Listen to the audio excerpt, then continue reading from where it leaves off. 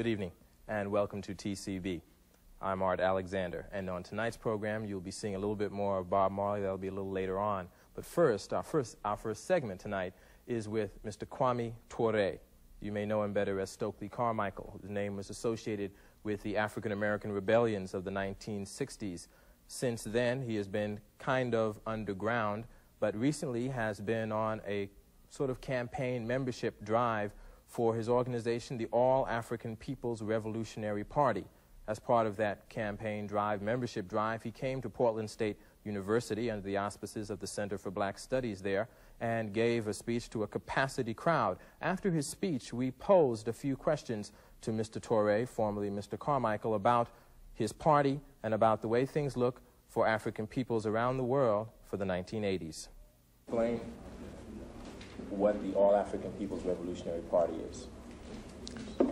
The All African People's Revolutionary Party is a mass socialist revolutionary political party.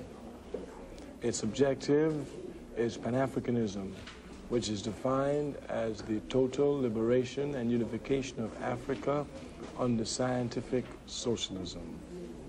It says that until Africa is free, no African anywhere in the world will be free. Our central task, as we see it, is the organization of the masses of our people. We see that our people everywhere are disorganized. And rather than people come to tell us what is the problem and what is the solution, they tell us everything other than organizing the people. The All African People's Revolutionary Party has taken on its shoulders the responsibility and the task of organizing the millions and billions of Africans scattered all over the world. This task we undertake because we understand it's a necessity. Our people must be organized. In the United States, what do you feel are some of the most important agenda items for African people? Organization is the only one. All other agenda items mean nothing unless we're organized. The vote is useless to us unless we're organized. We cannot speak of any type of power unless we organize, political, economic, social, or otherwise. Therefore, for us, the central task is one of organization. We say to all our people today, if they are not in an organization working for the benefit of the mass of the people, then they're against the people. It's only through organization that we will be liberated, and everybody must be in an organization using their energies to help push us forward.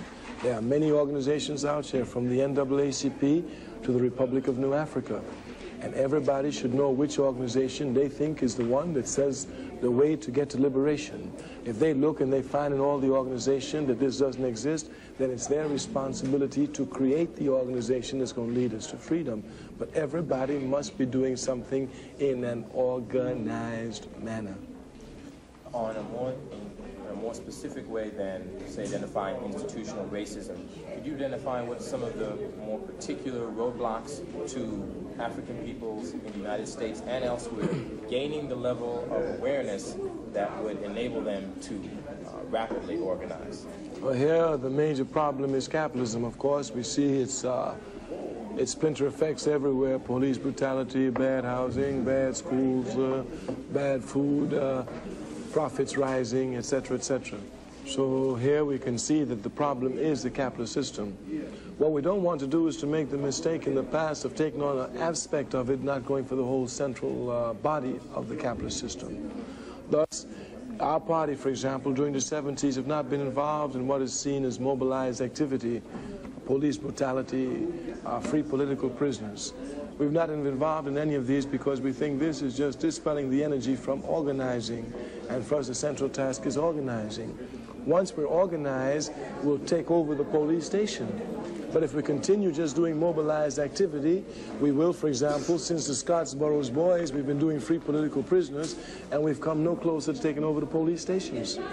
Therefore, here, we say we must not repeat these mistakes and errors. We must go now to organization.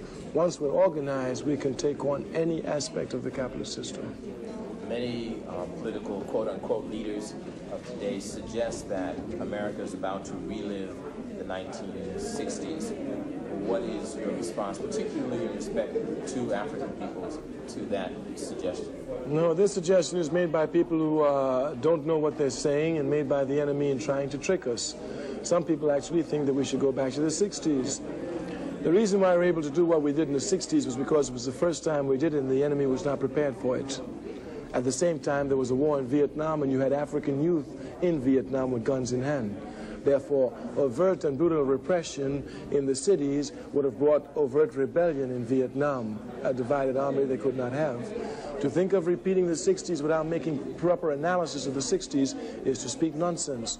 Nobody goes backward in history. We cannot go back to the 60s. History doesn't repeat itself. We must go forward. Therefore, we must make a qualified difference. The difference we must make here is a difference of organization. We must be organized before we face the system. In the 60s, we were not organized. We were mobilized and had spontaneous rebellions. In the 80s, we cannot have spontaneous rebellions. We must have organized movement. Could you state, if you would, what you feel, or the All African People's Party feel is the responsibility of African students in school? Our party has been, since the last 10 years, throwing its line to the African students, saying that they have the responsibility of laying down the principles and foundations and must use their energies to come and organize the masses of our people. Everywhere in the world, students spark revolution. In America, it's no different. In Iran, students. In Ethiopia, students. In Ghana, students. Everywhere you find them, sparking it. Everywhere, students. Therefore, in America, students must spark it. But here, we want to spark the organization of the mass of the people, and the students must come forward to live up to their responsibility. I would say it would be safe to say that 8 out of 10, if not 9 out of 10 African people that you meet on the street do not view themselves as African people. Could you address the reasons for that and how we ought to go about the reason is the capitalist system, which tries to make us ashamed of Africa. But just because they don't know they're Africans don't mean anything, you know. A few years ago, we called ourselves Negroes, and there's no such thing. Just to show how much confusion we have with this capitalist system. That we are Africans is undeniable. They call the others Japanese. They call them Chinese. They call them Mexican. They don't call them yellow. They don't call them brown. We're Africans. What do you believe are the best examples, understanding that they are not perfect, the best examples of scientific socialism in practice in the world today? Well, there are countries that are building it, as we say. There are none, and just because there are none don't mean that we're discouraged, not at all. We know there's nothing man and woman cannot do, and we know there's nothing man and woman will not do for peace. But there are many countries that have taken the road to socialism and are doing well. Korea, People's Revolutionary Republic of Guinea, where I live, Cuba, Vietnam, the Union of Soviet Socialist Republics, and many of the Eastern Bloc countries are making rapid advancements. One, I suppose, particular question. African people constitute approximately 14% of the United States population. We are a minority within the confines of this political system. Without a specific land base, to what are we building? Towards what are we building as African people within the confines of this country? If we don't have a land base, nothing. That's why we must have a land base, and the only land base we can have is Africa. This is the land base of the red man. It's his land. You suggesting then repatriation? Well, sooner or later. We have nothing against it now. Matter of fact, when we come to face the question, we face this fully. Because the American people are so confused, the Africans in this country, that they don't want to think they're African. Therefore, the testing block for them is, you want to go back to Africa? We tell them, yeah, go on back. It's your home. You've been living in the People's Revolutionary Republic of Guinea.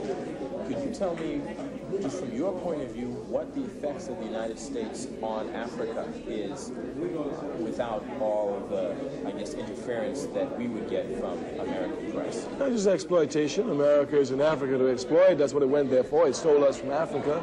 And it hasn't changed the system. It's still a capitalist system. Therefore, it's for continued exploitation. Thank you. Mr. Kwame Ture, formerly Stokely Carmichael, who may yet again regain or get the attention of Black America for the 1980s.